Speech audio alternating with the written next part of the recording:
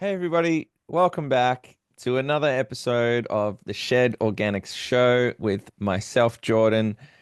Today we're talking to Andrea and James from Vast Harvest Permaculture. Now, these guys are a family-run farm and they have an enormous property down, as they say, about an hour north from Newcastle in New South Wales. And they were on some land that was quite desolate and I guess dead, with not much growing around, a lot of monocrop agriculture in the area.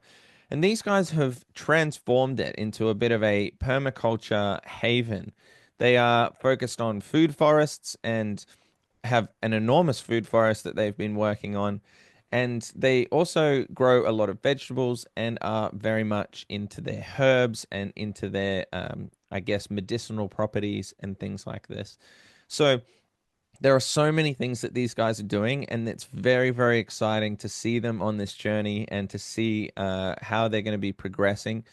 I'm going to link all of their links down in the description below as usual. So please go and check those out if any of this resonates with you. I'm sure you're going to get a lot out of this conversation.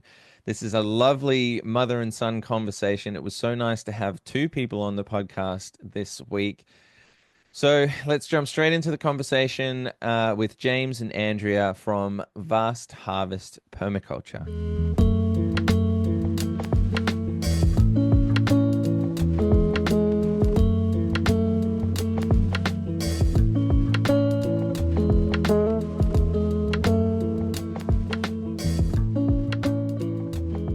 One thing that I think is amazing about your content and the fact that it's family orientated, and we've got mother and son, correct? Yes. Yeah, yep. Like, I don't know how my mum would go with me working with her. Um, but maybe James, you can start with us if that's all right. You can let us know what's it like working with mum, and like how do you guys share the load in terms of promotion of the business and all that kind of thing. And don't tell people I'm bossy. No, she, I'm she not. she's not too bossy, no, but it's great because mum does a lot of like the inside and herbal side of it. She'll make all the soaps and everything that we need to and process stuff. She's always in the garden though, so she knows like the veggie garden better than I do, but I'm always in the food forest type of thing. Then there's Dad and Drew, and they also work on the farm. Awesome. So, yeah, we all have our own roles, but they all sort of get jumbled up amongst things depending on the type of day it is. If it's raining, then most of us are going to be inside doing stuff. If it's editing or even doing a lot of the herbal stuff. Yeah, cool. That's Yeah. obviously, with a family environment, it's probably easier to become a bit of a team and kind of, understand each other's interests and where your skills lie and that type of thing, and which things you can do. How Yeah. come how come it's sort of a focus for you two as opposed to like family farm? Maybe is that because we see you mostly on the socials? Is that why? Yeah, the rest don't want to be on camera. They do. So They're not so we, keen. we are going to try and introduce them because the goal is to move forwards with what we're doing. So like maybe some more vlog style videos and daily stuff and bring people into our lives a bit more, and from simple renovations to, just talking to the camera type of situation. So they will definitely be forced to be on camera a lot more in the future so people can realize that it's not just mum and I, but Sometimes they yeah. think we're brother and sister, or No way. like, Oh, yeah, it's really weird. There's Even though we make it very obvious that it's like, yeah, he's my yeah. boy, but yeah. Yeah, That's interesting. Well, you're both very natural in front of the camera, and I think something that, like, myself as a content creator and the content creators that I like to follow, are people that sort of give us that peek behind the curtain and bring yeah. you along for the ride, talk you through all the different parts of the journey. So how long have you guys been seriously focused on trying to, I guess, promote what you're doing? And tell me a little bit about backstory on the land. How long have you been there, and what were you taking over? Yep. from? So was there anything around, or were you So, starting fresh? well, we're starting fresh. The land here is all basically abused land, and it was wiped out, used for cattle. It was stripped of any nutrients. It has tunnel erosion, which is really extreme because you can step somewhere and just fall into Wow. a hole. So, yeah, we basically have designed. Well, where the journey sort of started with mum and dad after I gave them a suggestion about we should plant fruit trees all over the place. And you look, because we're already on the rehabilitation side of stuff, and then it sort of expanded on into them finding Jeff Lawton and us looking into the food forest from that point. And it's been about 6 years now. And since it's been around that 6 year mark, it was around Well, 5 years actually, we the, started the food introducing. forest is 6 years old, but Cool. probably 2 years prior to that, we were doing research. So Mm. a good year before that, we went to see some permaculture farms. Even the year before that, we just watched a lot of videos for a long. Yeah. Yeah. So yeah, Wonderful. but we've been on the property for 13 years, and when we bought it, we bought nearly 400 acres. But Yes. Wow. what where we're sitting, we're on the top of like mountains. So Yes. yeah, the swales come in very handy when you're trying to slow the water down because Mm. we Yeah, are just like, it'll rip the mountain up. yeah. And all of the trees around here are regrowth, so they're not holding anything together, and they just tend to fall over and cause a lot of problems.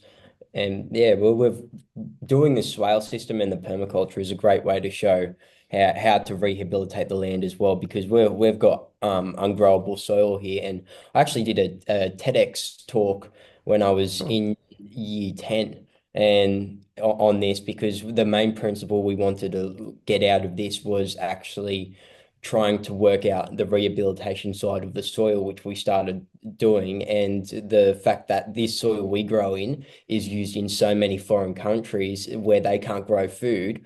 And the only thing they're being taught is monoculture, which is just it's not going to help anyone in Mm. their, especially in their case. So we basically look at this like we can bring it to other countries as well eventually and help That's the wicked. understanding of rehabilitating soil. That's really cool. So it strikes me that you have been interested in this topic since a young age. Since he was eight Possibly years both. old, he wanted like he's always been interested in food. I Yeah. used to be 110 kilos. I loved my food, so Yeah, right. especially my fruits. Yeah.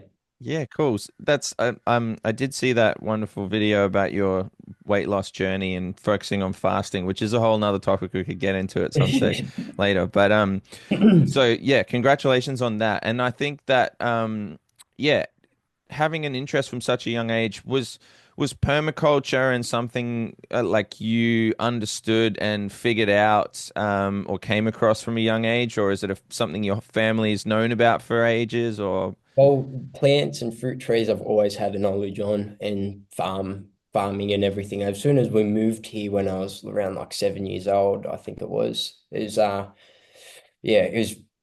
right into everything. It was bushwalks, it was this, that. I'm finally out of the town. yeah. Yeah. Well, our lifestyle before we moved here was very, very different. Like my husband and I worked full time in our own business, and we had the Hmm. kids up at our place, up at the shed with us. We ate out of frozen meals, you know, Wow. lasagnas and all that sort of stuff. So our lifestyle was very, very different. 4 days a week was takeaway. And we moved out to the bush where we're 20 minutes, 40 minutes round trip from a town, a local small Goodness. town. So everything was cut out. The takeaways were cut out. For a couple of years, we still didn't eat the best. And then, yeah, when permaculture came along, it was more like, right, we're going to grow our own food. We're going to be self-sufficient. We're going to, cut out soaps, like store-bought stuff, as much as possible. I think COVID coming along in 2020 really pushed that. Even though we started the permaculture farm a year before that, I think that kind of catapulted us and everyone else into, let's not rely on the shops and everything else for our food. Not just that, I feel like God's had a hand in it the whole way, because ever since I was young, I've had this passion, and it's sort of like unexplained. It's sort of just is there. It happens. I have a lot of knowledge about it already, and it's sort of like it's a path to follow as well. So it's I think we're getting there with what we're doing. Yeah. Yeah, that's beautiful. I get what you mean about that. Like something you're passionate about is almost like it calls you to it, Yeah. and you feel like sort of drawn into that world. Um, just I wanted to double click on something you said, Andrea. Like when you were talking about sort of changing the lifestyle. What do you think could have been, apart from obviously seeing, the madness that was going on at the start of like COVID and having to go, hang on, like our food systems are really under strain here. What was the kind of catalyst for you going, okay, now let's move out to the bush. Let's have a bit of a, change of our lifestyle. Let's try and focus on where our food comes from. Was there anything like, were you just gradually learning these things, or was there a bit of a catalyst? Or James, maybe, were you sort of in mum's ear going, we should be doing Yeah. this? No, We're all sort of doing yeah, it. it Yeah. was a gradual thing. It wasn't something that like because I dabbled in gardening prior to actually, setting up the food forest in like container pots and things like that.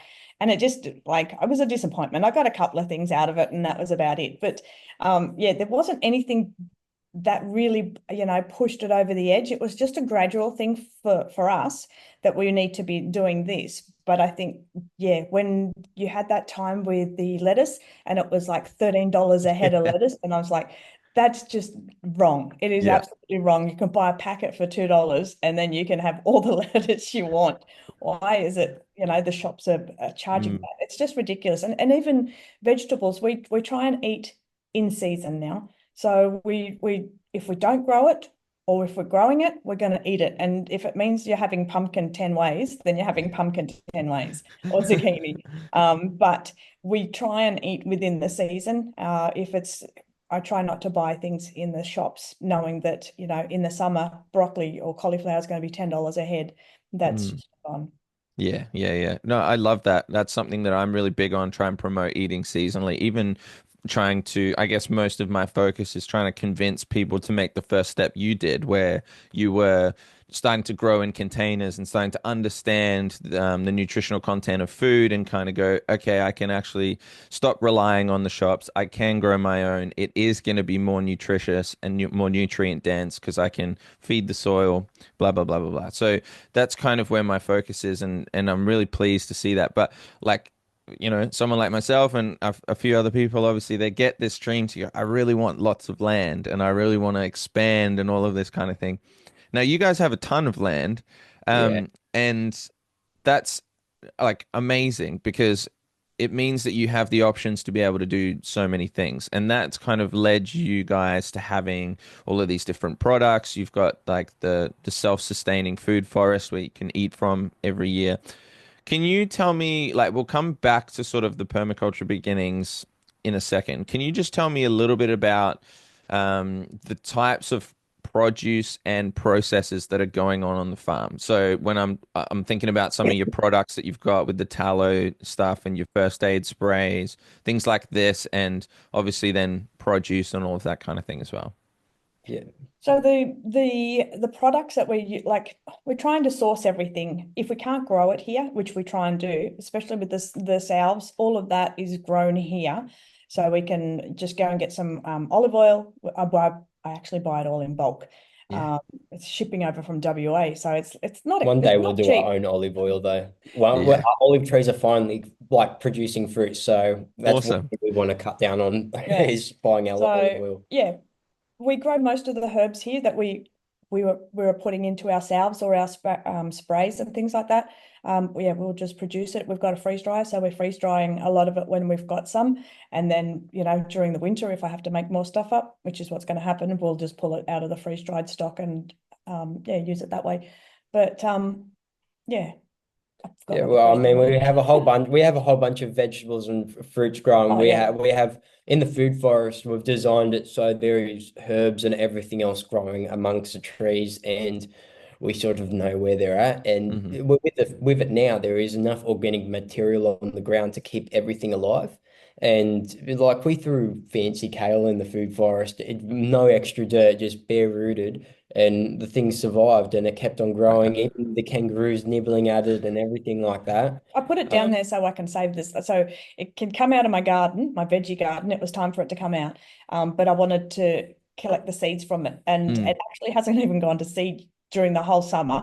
It's just still growing down there. It's a nice wow. fancy one, but Yeah, we yeah. we we have that. We have our comfrey and all that. It's but when we come to processing it, we're a bit slack. So everyone goes, a lot of acreage is awesome, but when you only have four people, it becomes a very big job, and we're always so behind on doing this or Yeah. that, and it's a 7 day job here because it's yeah, if you lose a day or even if it rains, it throws you back on the project. So yeah, That was you've segued beautifully because that was kind of the point I was trying to get across is that how much you guys are doing and how small your team is. yeah. So, um, how do you manage like the I guess the stress or the ups and downs of the farm life? How do you find that works within a family dynamic? Sometimes it's easy if you've got like, someone who works for you and you kind of just go, oh, we'll just sort of go our separate ways for today and work at what different ends of the farm if you don't agree on something. But you guys live together and work together and are family. So how do you find that? Yeah, we start working it out. See, like I'm sometimes a mediator in these situations. Um, We have a but morning meeting and then and we all work out exactly where everyone wants to be or needs to be. Right at the moment, we're working on a horse arena for Drew's fiance. So, Cool. that is what we concentrate on. And then we have a list of a million projects that we have to get done. There's pigs and chickens and all that's got to be sorted. Yeah, trying to fix that up. but So it gets basically, stressful when one person doesn't do this or that. yeah. And but the good thing is we're all not separate levels, so we don't have to see each other all day. But we do like if we're pulled together to do one project, for instance, when we did our pig fence, it took us like a week to chop up all the logs, put points on them, and put them all in the ground. Just me, Dad, and Drew. And it's a good area, and we knock stuff out really fast and really efficient, and people just go, "Holy crap!" Just Yeah. because it's a really good cycle because we've learnt how to work together and harden up and. But we Like can we don't all. eat lunch, so we just Yeah. continue. But But yeah, we can all work separately as well. yeah, So I'm usually, if in the summer and that, I'm usually on the excavator once a week, at least for a whole week. It just means I got to mow. Wow. So, yeah, I'm on that. The boys are on their other machines. They're moving stuff around. Andrew might be on the Bobcat. He's got a flail on his as well. So, he will make it easier in the flat areas where he'll just mow all that. So we can all work separately, but we Mhm. all can come back together and work together as a group very easily as well. yeah, Yeah, cool. I think you're doing a wonderful job. I just wanted to kind of dig a little bit into the insights of that because I imagine it would be quite difficult for a lot of families to kind of do that. But I suppose when you need to get something done, people pull together and they put your heads together and you all love and care for each other anyway. So it's it's all a Yeah. good thing. It Um, took us a while. It took us a while to sort of get there, though. At the start, we were stressed because it's like any other family. They always say don't work with family and don't work with friends, and there's a reason yeah. for that. But once you do learn how to work with your family or your friends, it's probably the best thing because everyone knows each other so well, you know? I agree. I think that might be slightly irrelevant so much if uh, if you think about like say old school communities and small towns and even European cities and things like this, there was a lot of times where all members of the family are all coming together. It takes a village to raise a child type mentality. So I think it can really be done, and you're showing that it can be, which is wonderful. Um, let's jump back a little bit into the permaculture again. So just that initial start. Now, you mentioned Jeff Lawton's name. Is that somebody that you seeked out specifically, or just his practices and that kind of thing?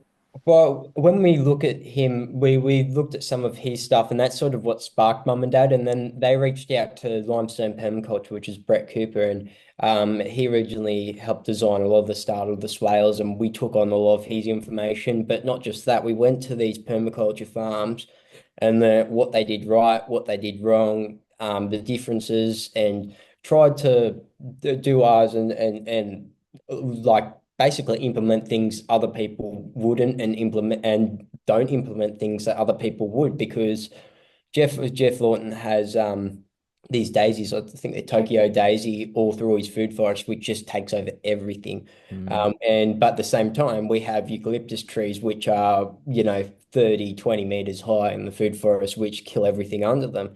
And people, you can use them in syntropics, but they have to be small. And yeah. when they're Controlled. 20 and controlled, when they're 20, 30 meters high, it just kills everything around them. It's impossible to try and rehabilitate the land. We have slowly, but it's still like year one almost compared to year six under the trees. Mm, And we also did, like Andrew, my husband and I, we also did a lot of research on like YouTube.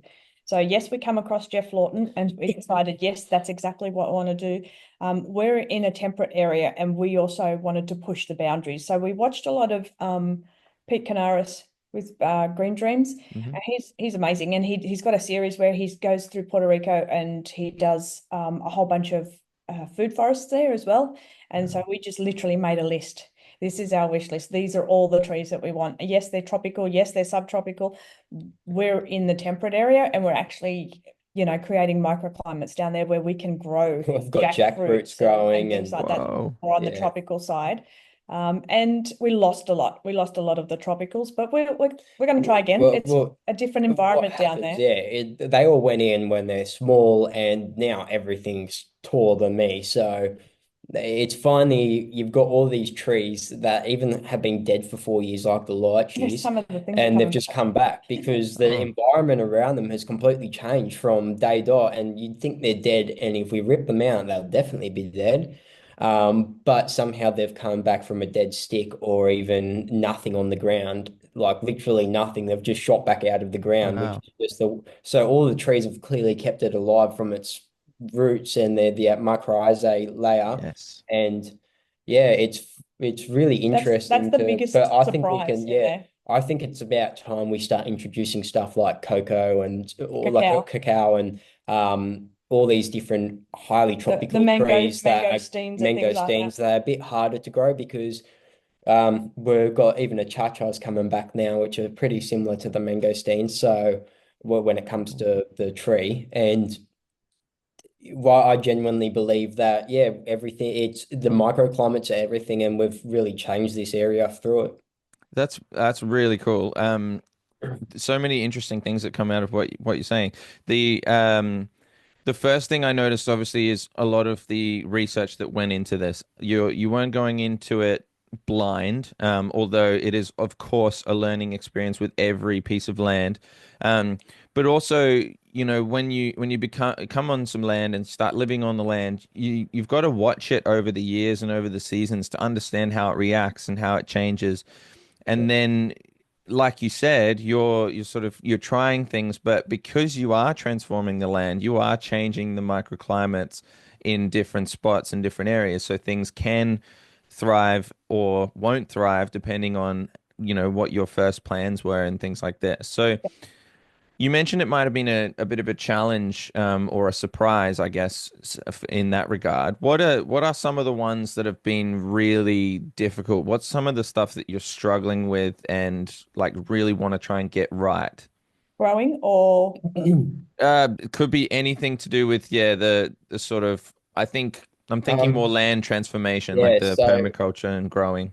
well, yeah, one of those things is we want to get back into expanding the food forest and stuff like that, but we also really need to rearrange what we're doing here because we're so far like this area is booming in tourism. It's really great, but we're so far away that we need to introduce tiny homes here. We need to rearrange how we're working and sort of shift our flow so we can bring more people here and educate more people, but do it in a way people are also comfortable. So we're going to Yeah, we've still got plenty of little projects all around the place that we need to finish off, and sometimes it feels like you're never going to get there. So, Hmm. yeah, but that's why we're changing it. We're sort of changing some points around at the moment. But yeah, You're right.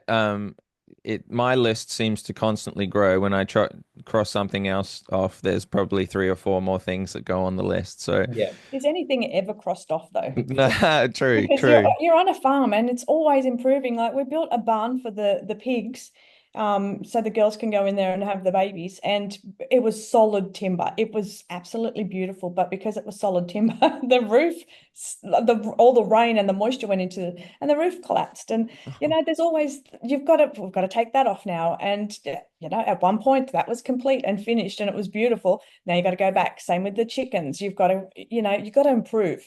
Nothing's ever finished. I don't think that on a farm you're going to ever find that, oh, okay, I've finished that project and it's done. You're always going to do repairs to it. Yeah, that's a very good point to make. And either you're, yeah, repairing or upgrading, or Yep. something is always going to come up that means you have to.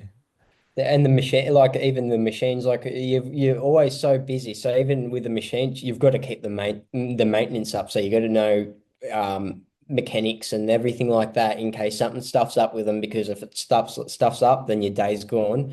So you're always trying to chase your tail. When it's only four of you, you're like, I'm a jack of all trades, so I can do really anything.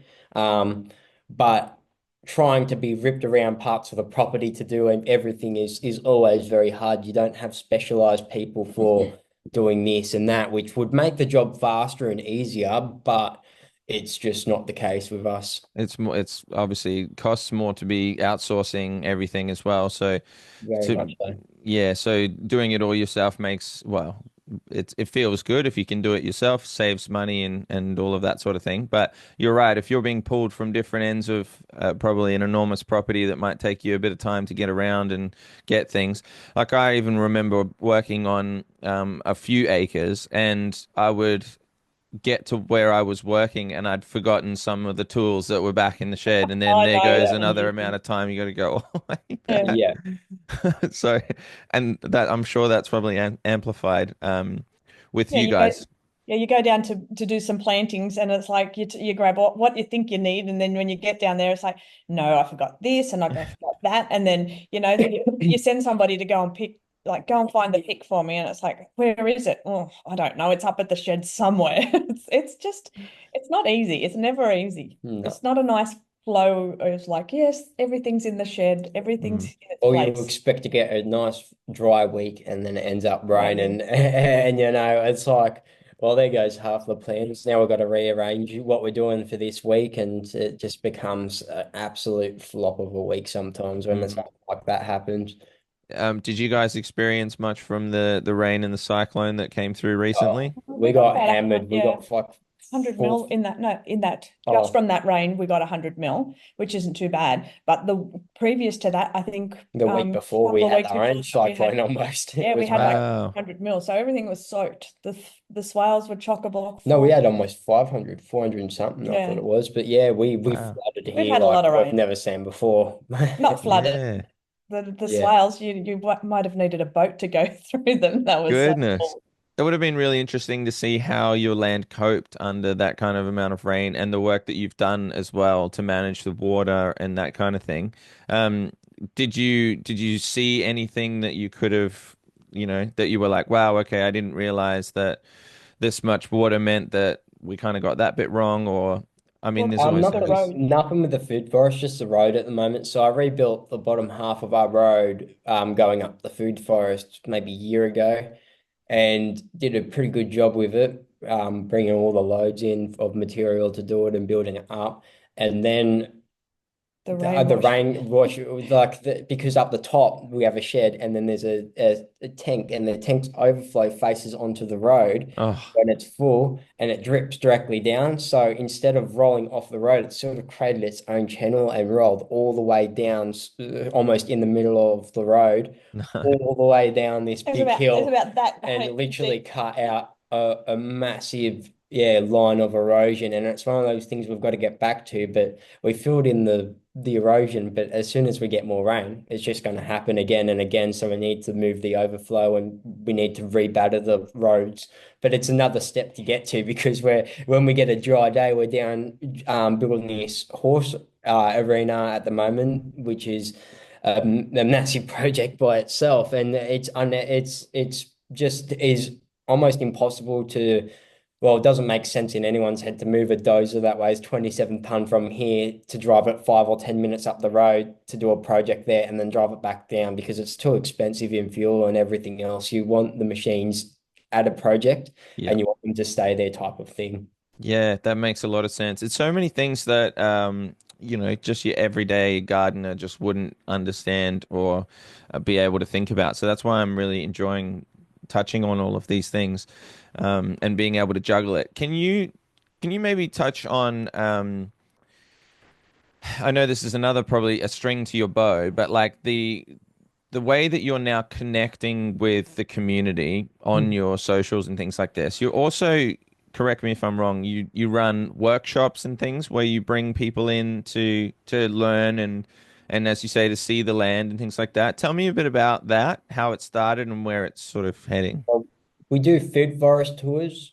So that was the main thing when it comes to educating. We did a build a swale workshop, so people could learn how to build a swale, and then they got lunch afterwards, and we walked through the food forest so people could understand the beforehand and how to build it and what it sort of comes out as. And we've mum's done a whole bunch of workshops, but we But have tons that we're yeah, planning to do. there's more. We only just opened up to the public in September of last year. Right. So it's just a matter of building up. We want to be able to bring schools in and educate that way. But yeah, the workshops, we've got mushroom workshops and banana workshops planned, but then we also want to do things like a herbal tea workshop. So I've got a book that I'm desperately trying to get out at the moment, which is a herbal tea one, and it's for all different seasons. And we want to do a workshop that's going to complement that as well. And then we've got a gourd. We grew our own gourds, and we did gourds birdhouses, And stuff. and that was so much fun. We want to do stuff, maybe even bush cooking, like workcourses, or even in the food forest, or I want to do adaptogen courses, because I haven't touched like pharmaceuticals, including Panadol and Nurofen, in like 8 years, I think, or 7 years. It's been ages. Yeah. Good man. Yeah, well, not, and I've never been healthy. I literally got sick every single time when they give me the flu tablets. I'd say sick for months, and I haven't gotten sick in years. And I think I've gotten sick like a handful of times, and it's for about 2 days. I have my herbs, and it knocks it out of me. That's Um, amazing. yeah, so I really want to teach people how to build that side of the herbal world, because it is awesome, and some things you just can't sell but you can grow. So Hmm. when it comes to herbs, not saying it's illegal, it's just illegal to sell as a medical type of situation. Hmm. Um, but people can definitely learn how to do it themselves and make their own adaptogens and stuff like that, because they're the world of adaptogens and the herbal world is quite awesome. Yeah, That's that's the amazing. mushrooms are going to come in as well. We Yeah. want to grow the Yes. mushrooms with the mushroom workshop. Yes, there's going to be edible mushrooms, but there's definitely going to be the medicinal mushrooms as well that, we're super keen on. So we don't have to Yeah. go buying it. We want to grow it ourselves. That's amazing. I back that 100%. I think that the healthcare system will certainly get a bit of a wake up call with all of the knowledge that's ancient knowledge, to be honest, of all of these amazing substances, herbs and spices, etc., that you can grow quite easily, can be quite prolific and turn into yourselves, your balms, teas, and tinctures, and all sorts of this. It's something that I am trying to do more of myself as well, just to try and bring a bit more of an education into what the plants can be used for outside of eating them. Yeah. Yeah. Um, so that's an amazing one. I'm really glad that you touched on that. We're Yeah. both of us are very passionate about the herbal side of things. So yeah, we make our own capsules and we buy our own, even vitamin C. We'll buy it in a big bag And then just will, We'll learn to capture it. extract it one day. Once It's we never get to going to that happen. point. That's so hard. I know. So sometimes you think we've got so many different projects, it's easier just to get something than it is to go through a 5-step process and extract it. But Mm. especially if you're only going to get a small amount from it. Yeah, true. And like for example, I have a lot or use a lot and eat a lot of beef tallow, and you guys use Oh, it. they do as well. Yeah. Yeah, yeah, Yeah. it's an absolutely amazing thing. I'm not I don't say this too much publicly, to be honest, but I'm not a huge vegetable eater, even though I grow and eat a lot of vegetables. I primarily eat meat, Yeah. Yeah. and nutrient dense food and things like this, and use vegetables and herbs and things for their sort of medicinal and occasional usages. Um, Tell me about, just out of my selfish interest, about the beef tallow. Are you guys getting that in? Obviously, you don't have any cattle or anything on We the don't have property. any cattle, but we have our friend out the road who is our home butcher. He Awesome. goes to people's farms, and a lot of people don't want their tallow or their fats. All his So cows. They're all yeah, grass fed, which is they're good. his cows if he's butchering cows, or he will go to somebody else's farm. So he basically knows that we will take any fat that he's got and every bit that the owners of the cows don't want. So yeah, and then we've also got lard as well. So that's from Mm. our own pigs that we've processed, and we've got a Beautiful. lard too. So yeah, That's amazing. we do it with a We lot of we saw tallow. we source all of that. I think it's too expensive to buy it in and try and do the whips and all that. But Oh yeah, man, it's so expensive. As somebody on a small scale, there's no way I can get my own tallow. Like that. I do have a good relationship with my butcher, but it's amazing how much of it they throw out and are just going yeah. to discard. And it's such a valuable thing. You guys can then turn it into a valuable product that does wonders for people and actually is kind of becoming more and more in demand. I'm sure you're finding as well. Oh, the tallow whip, yeah, That and especially even the organs, all the organs Yes, are highly like they're the first things that we throw out in this day and age, but back a long time ago, that was the first thing that everyone wanted, the hearts and the livers and everything else. They were prime real estate off an animal. So, but you're yeah, they started absolutely throwing them right. away. Now they're putting them into capsules, and Hmm. yeah, you can buy them, and people are consuming them because Yeah, it's I do regularly. I have capsules regularly. I do sometimes try and cook up different blends and things like this, but I'm still developing my palate on that one. Um, just going back to the workshops, obviously you've just started. Let's talk about the opening up the farm. What's the reception been like for people coming in? What are they thinking? so. the people that have come are very excited and they Mm. can see like this massive big picture.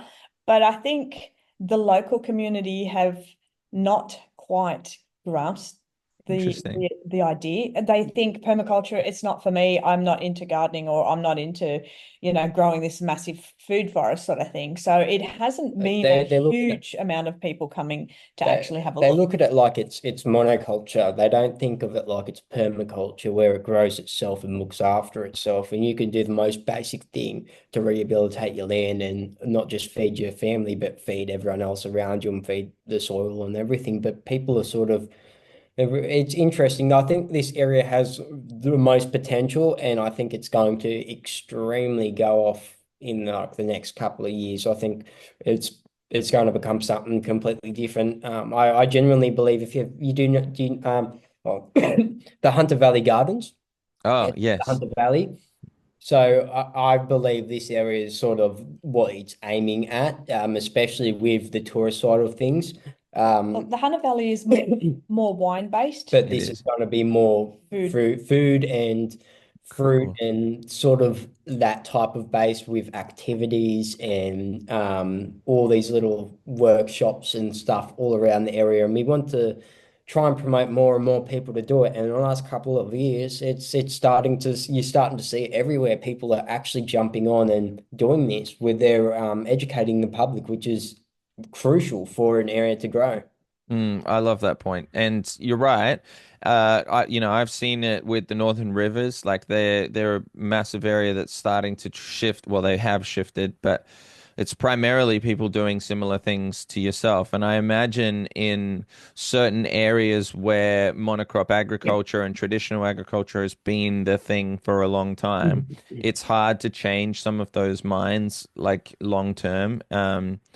It takes, the next generation. Like, I consider myself somewhat young at 32, trying to inspire the next youth of people to try and start talking about this more, use the internet and social media and get people to understand It, it can be Exactly. done it's and it about is better. education. And it's not as scary as people think it is.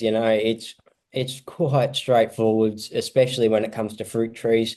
And you don't need to be feeding them all these people go, oh, what about fertilizers? What about the soil? What about this and that? I'm like, it's it's just like take a step at a time and take a step back at the same time, because you need to look at the bigger picture and realize it's just a tree. They Mm. grow everywhere. They're Yeah. not nothing special. They can look after themselves quite well. You're right, and something I talk about is mimicking the role of nature and the cycles of Yeah, nature. The forest exactly. floor, for example, how as it goes in the food forest, you have all of the organic material that falls, creates the mulch layer, therefore feeds the soil to then feed the trees, and you've got different layers of canopy and things like this. So you're absolutely right on that one. Can you talk to me a little bit about your food forest? Um, I want to go through the basic stages of you building it. So, say, for example, what went in first? What do you use as your main crops, your support trees, and, things like this? What can you tell me? So we started with three swales, and then it sort of went to seven after a couple of weeks because it was only supposed to be three. And then from seven, it sort of went to 14.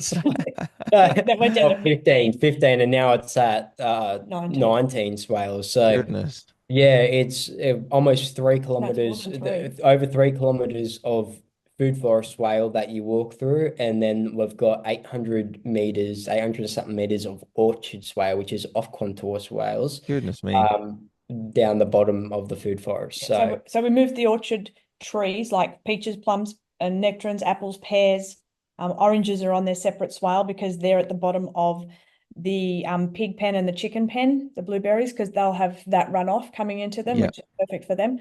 And then, yeah, and because we will bag up predominantly those trees that we want, like the figs and jujubes, they're all in the orchard. There's none of those actually it still in the uses food all forest. all permaculture principles, but and ABC planting principles. So no trees are planted next to each other. But next time when we continue the food forest, I'm definitely looking at putting a completely different variety of trees in the next lot compared to what we have now. I want to introduce some of the fruit trees like the apples and stuff like that we have in the orchard Into a food into forest. a food forest. Hmm.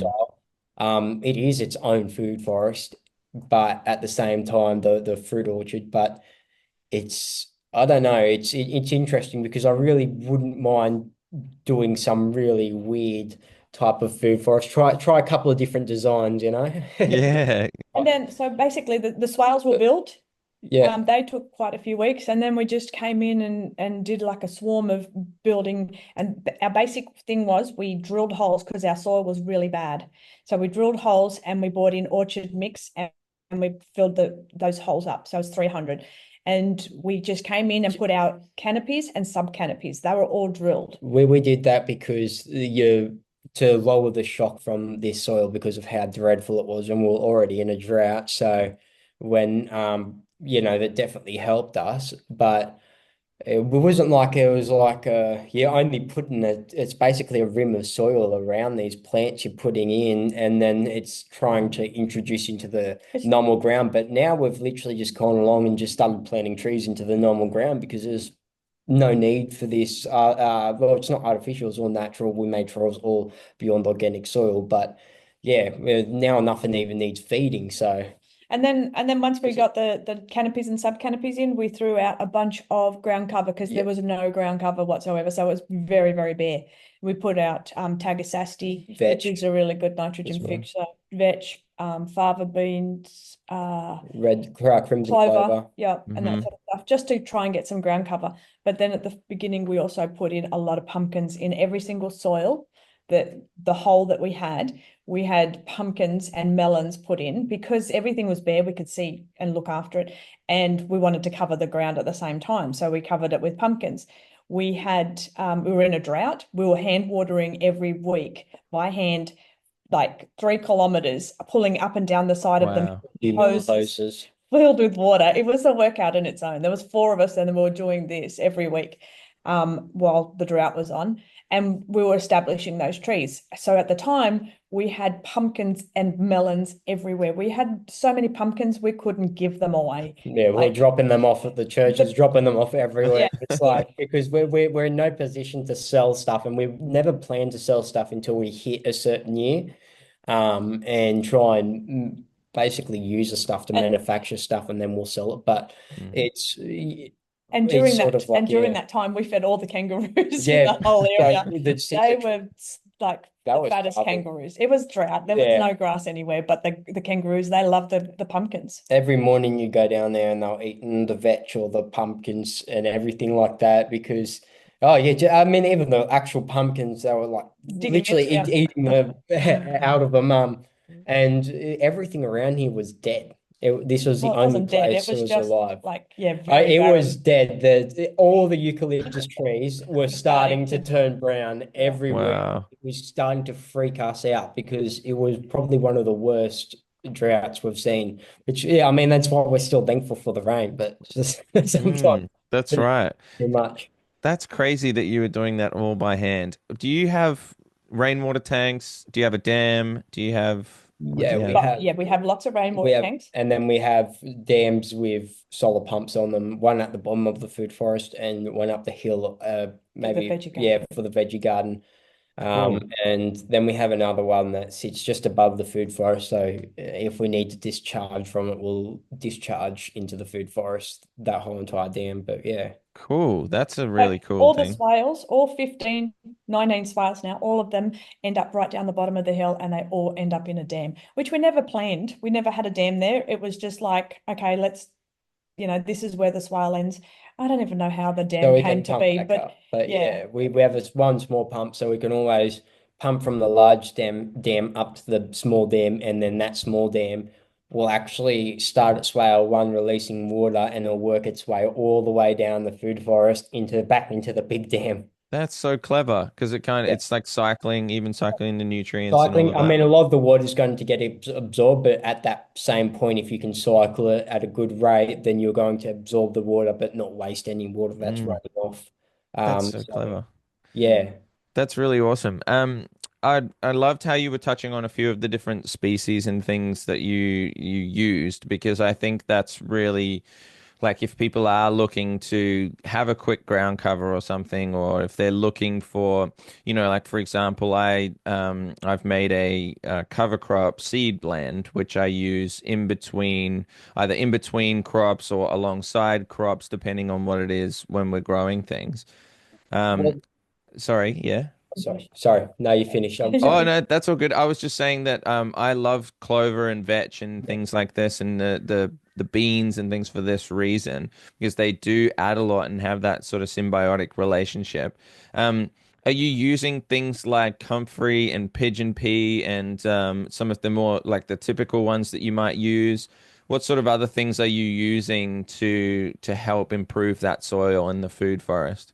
Yeah, Benegrass. We do have some pigeon pea. Tagassasti's great. Anything chop and drop really. Even the ice cream beans are nitrogen Mm, fixers, and they are great chop and drop. But especially the Benegrass. If for everyone out there, if you want Benegrass, you got to get it. Like it's great to cover your plants, and we use it to just we chop it, go up to plants, put it down around the base of it, and the stuff breaks down. and creates some lovely soil and also And protects them. and it's high in protein, so it's great for the Yeah. animals as Oh well. yeah, So the use it chickens as like the green, but the pigs love the really stalky, like it's nearly like what do you call it? yeah. Bamboo or And yeah. people with cows and sheep or even goats, everyone that I've given bene grass to or have bene grass already that have these animals, they say that's all they feed them. The animals go berserk over it. They love it. Wow, that's really Yeah. good. I've And seen it it creates used quite effectively before.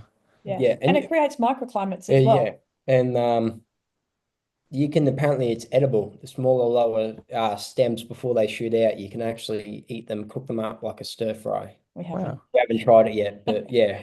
We're not that desperate for But food. yeah, there's that with yeah, I mean chop and drop is the main way we feed our food forest and look after it because it sort of I mean I love it chop and drops itself because all the trees are dropping leaves and everything like that, which is getting And the to bananas as well, they'll and the tip you. bananas. We also run the brush cutter through there, so all the weeds and stuff that are growing get chopped back, and they end up being chop and drop. And a lot of people are always very worried about the weeds in the food forest overtaking or rat's tail or kangaroo grass or this and that, but they all sort of have their purpose to rehabilitate the soil. And when the soil changes into a different soil, these ones start packing their bags and leaving because it's basically they're not needed there anymore. They're not, it's ungrowable soil for them. And you'll see that. That's why it grows around here because the soil's crap everywhere except the food forest. It's sort of changed where you see some weeds now but actually in the swales, there's barely any because they can't grow there. It's just not suitable for them. So Well, it just we use those as chop and drop at the start as well. depends on what you think a weed is as well. Yeah, I mean, people call most useful plants like kangaroo grass, they call it a weed, but in reality, you can make bread from the seeds and everything from it. So they've Yeah. got their own. Every plant has its own use as a weed or not, but it just depends. Yeah. That's such a great point. I'm so pleased you highlighted that. Like I talk about how nature doesn't love bare soil and how having like if you have any kind of bare stretch of soil, usually it will throw down some weeds. They're usually the first ones that come in, create a bit of diversity in the soil, and then start to come in. Then you get your grasses, then your shrubs, and it builds to a forest eventually and changes the climate. Yep. So you're right. Once it gets to that stage of being a self-perpetuating system those initial diverse weeds and things that did serve and play their role initially aren't needed anymore. And you're right, they kind of the healthier you get your soil, the less likely you are to have infestations of weeds and things like this. Yeah. Yeah. Yeah, that's really, really cool. Now, I'm conscious of time, so we'll sort of, move towards the end of this conversation. Um, can you talk to me a little bit about the future of your plans, I guess, both for the farm and then personally, maybe for you guys pushing yourselves out there. I know you touched on it a little bit earlier about more workshops, trying to sort of educate and a little bit more, but how do you see it evolving in the next 10 years or so? Okay, so How long have we got? Another 10-minute session. I'm like, I'm very excited about the next 10 years. I genuinely believe that the YouTube and all that stuff will get a good following where people can actually follow along, and not just that, they can come here and see us and see what we're doing in action. Hopefully, implement what they're supposed to do. What everyone's supposed to do is live naturally and with the earth and replicate that at home. But I also have plans to expand the food forest. I'd love to eventually take over Girvan and make the whole thing a food forest, but that's 100 years down the track.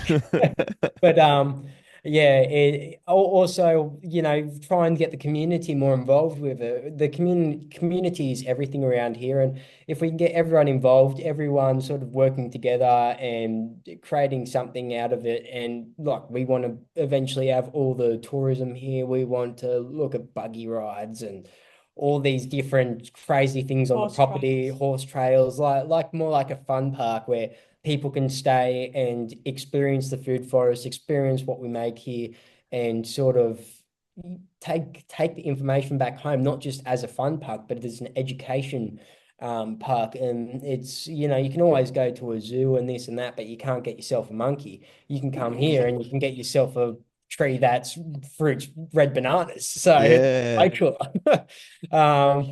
And That's yeah, wicked. I love that kind of ambition, and I think that passion, that drive is what will really, like, especially when you do it on the YouTube and you show people the journey. I yeah, think that's what will really capture it for everybody, because like instantly just the way you spoke on your social media and your enthusiasm for what's going on and just like sharing these tips and tricks, like that's something I love and gravitate towards. I'm like, yes, this team, I suppose, of you guys, not only you and you two and the ones behind the scenes, are really trying to do something that's gonna make a difference for a lot of people. yeah, Um, it does, I guess, come from like the selfish passion of going, we love this, but it's also understanding that this is helping the globe in such a massive way of bringing us back to our roots of looking after the land and trying to educate others on that.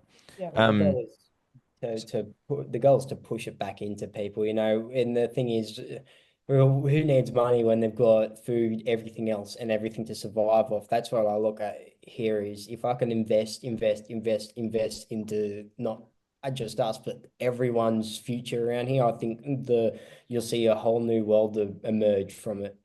yeah, that's such a beautiful sentiment.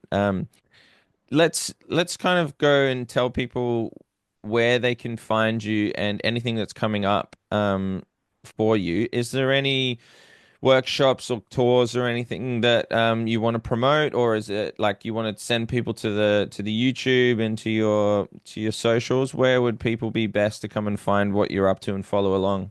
All, Definitely, we're on YouTube, Instagram, Facebook, all the Twitter, socials under Twitter, I Fast think. Harvest. Yeah, a vast harvest permaculture, VAST harvest. Yeah. Where did that come from? Where did that name come from? I don't know, sort of just appeared.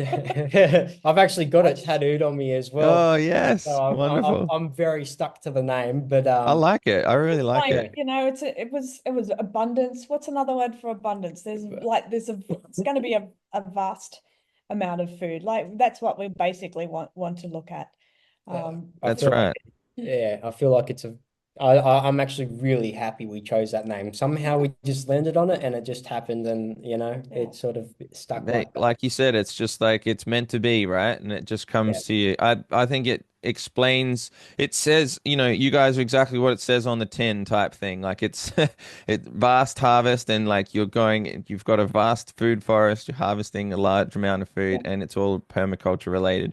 I think Yeah. it beautifully sums up exactly what you're doing. Yeah. So And yeah, we've got some workshop and we've got what have we got the farm tours. We've changed our farm tours up a little bit. You can either get a private farm tour or we're going to do more concentrated Group tours. group tours. We But we worked want to out. do food with it as well. So next month we want to, June, sorry, we Yeah. want to do like a bonfire night.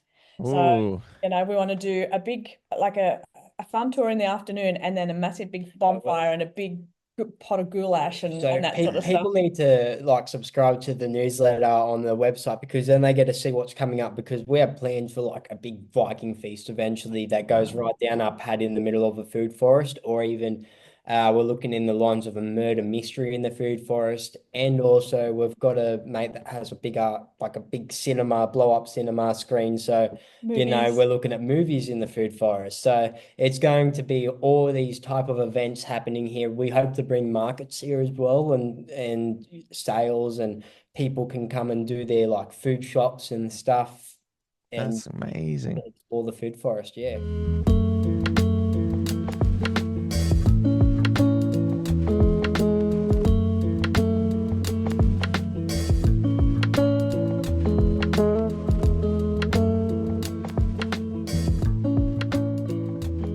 And there we have it, everybody. Thank you again for listening. Please, as I said, go and check out their links in the description below. You can find their newsletter, which has absolutely everything that's coming up for them at Vast Harvest Permaculture Farm. You'll be able to see when the workshops are coming up and Of course, the social media where you'll be able to follow along on places like YouTube or Instagram and discover exactly what's going on and how their journey is progressing.